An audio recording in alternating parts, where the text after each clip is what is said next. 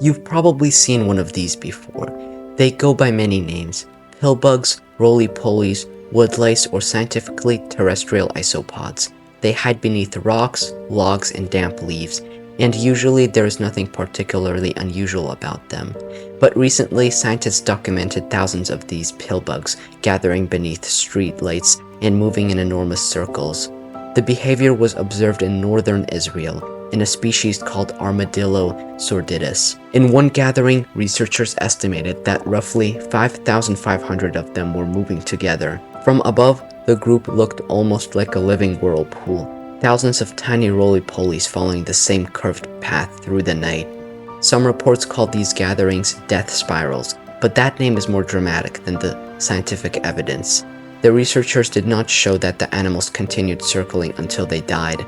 In the paper, they called the phenomenon collective circular movement, but the study also leaves one very important part of this phenomenon unexplained. It does not report exactly how these gatherings ended, whether the animals gradually dispersed, suddenly broke formation, or continued circling after the observations stopped. So either the researchers did not observe the full ending, or they simply did not include it in the published paper. From the study alone, we cannot know. We know how the behavior began, and we have a strong clue about what triggered it. But we still do not fully understand why these pillbugs gathered and began moving this way in the first place. For now, there are only hypotheses. To investigate what might be controlling the behavior, the researchers began testing different possibilities. One possible explanation involved ultraviolet light. Another involved the Earth's magnetic field.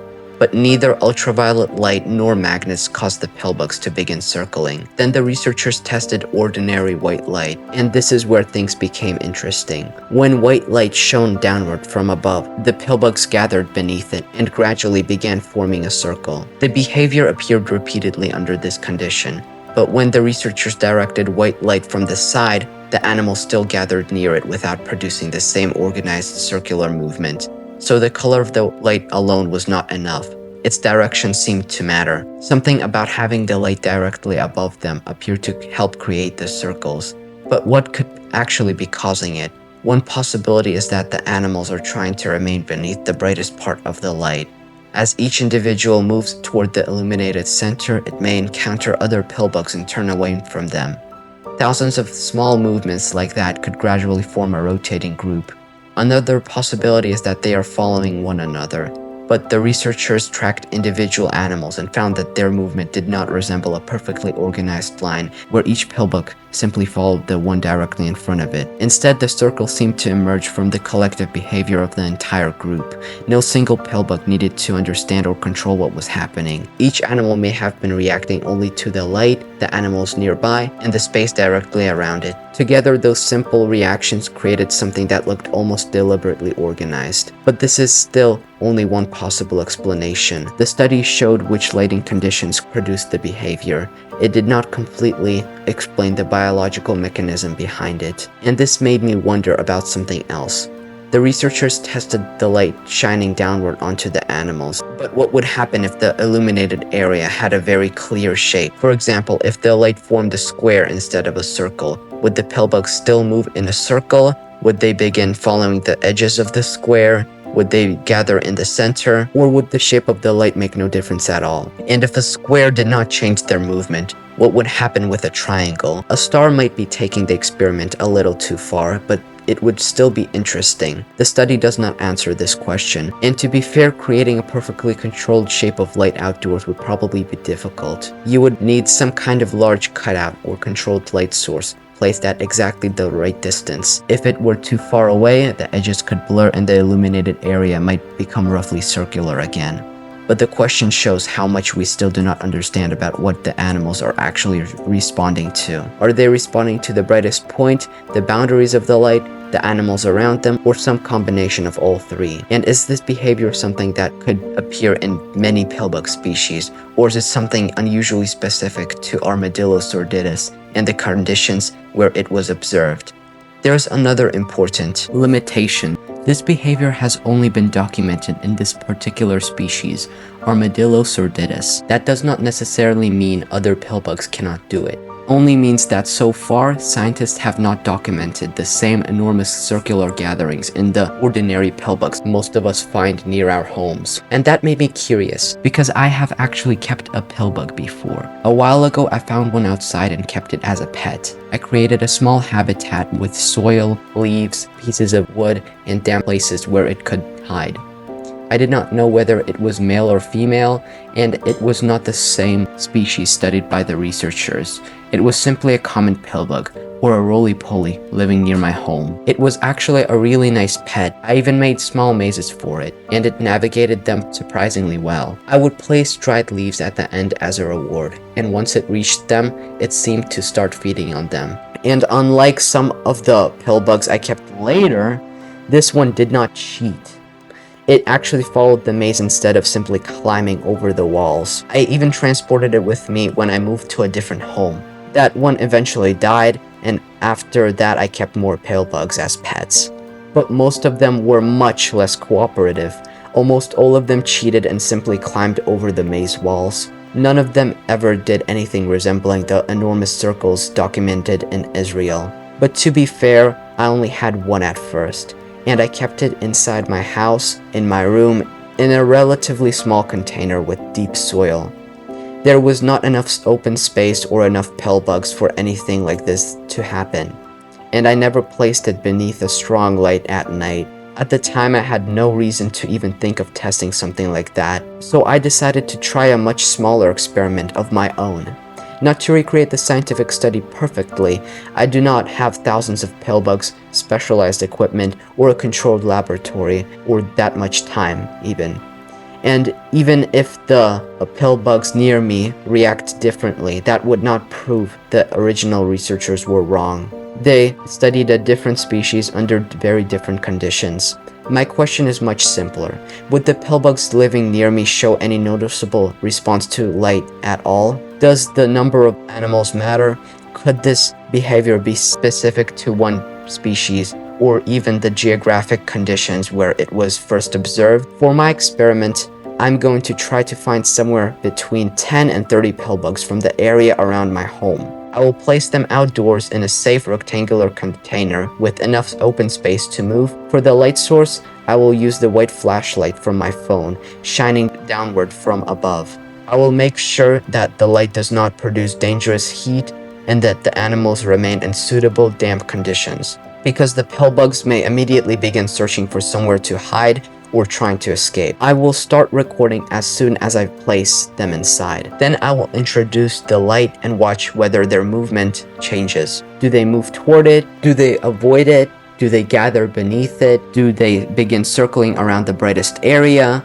Or do they behave almost exactly as they did in the study? I am not expecting them to suddenly recreate the enormous circle observed in Israel, but even a small response or no noticeable responses at all could help show just how unusual and possibly species-specific the original phenomenon may be. The research answered some questions, but it also left one unanswered for me. Could I observe anything similar on my own? So without further ado, here's what happened when I tried it myself.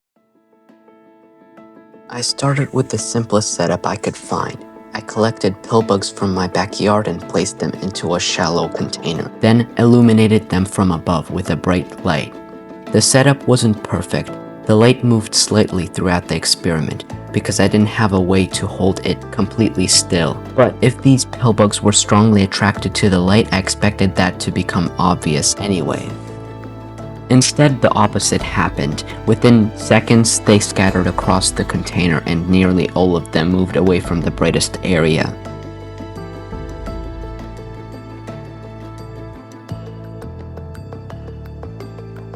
To make sure it wasn't simply random movement, I repeated the test with another group. The results looked remarkably similar.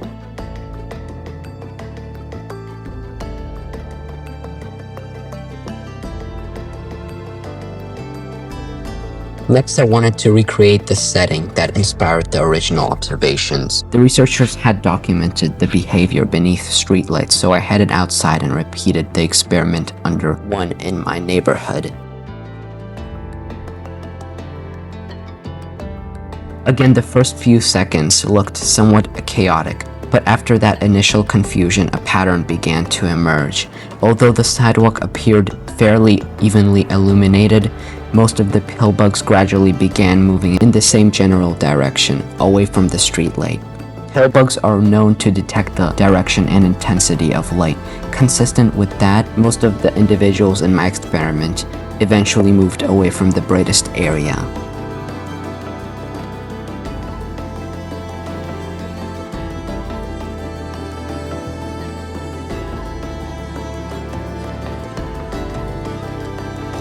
Still, I wasn't satisfied. Perhaps the streetlight wasn't bright enough, or maybe the angle of the light mattered. So I performed one final experiment using a bright headlamp directed almost straight downward. Once again, the response was immediate. Instead of gathering beneath the light, the pillbugs quickly dispersed. Some initially moved in different directions, but many eventually continued moving away from the illuminated area and into the dark surroundings.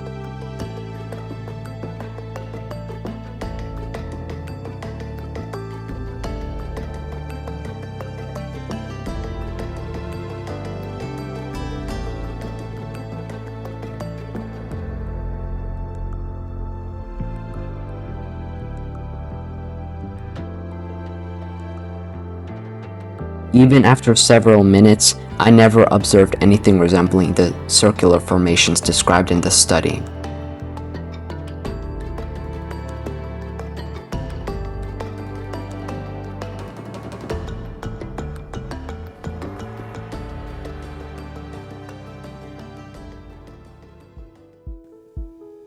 Of course, these experiments don't disprove the original observations.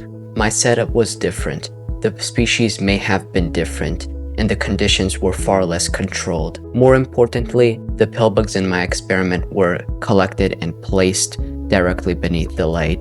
They didn't arrive there naturally, so some of their movement may simply have been a response to being handled or released into an unfamiliar environment. Still, across every test I performed, the result was remarkably consistent. Rather than remaining beneath the light, most of the pillbugs eventually moved away from the brightest area. I never observed a circle, a spiral, or anything resembling the behavior described in the study. And perhaps that is what makes the original observation so unusual. The behavior may depend on a very specific combination of species, environment, and circumstances that my experiment were unable to reproduce. In the end, I still don't know exactly what caused the behavior described in the original study, and yet that makes the whole thing more interesting. Maybe future research will eventually give us a clearer answer.